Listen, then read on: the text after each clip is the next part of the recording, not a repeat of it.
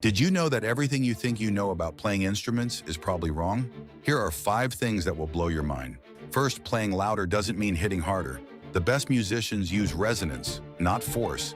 They make the instrument vibrate perfectly instead of just banging away. Second, instruments aren't actually in tune.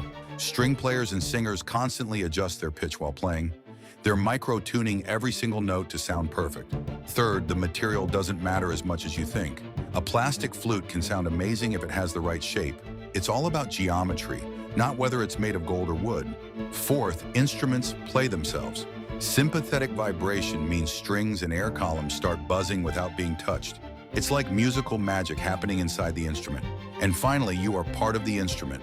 Your breath, your fingers, your lips, they all change how it vibrates. Two people playing the same violin will create completely different sounds. The instrument isn't complete without the human touch.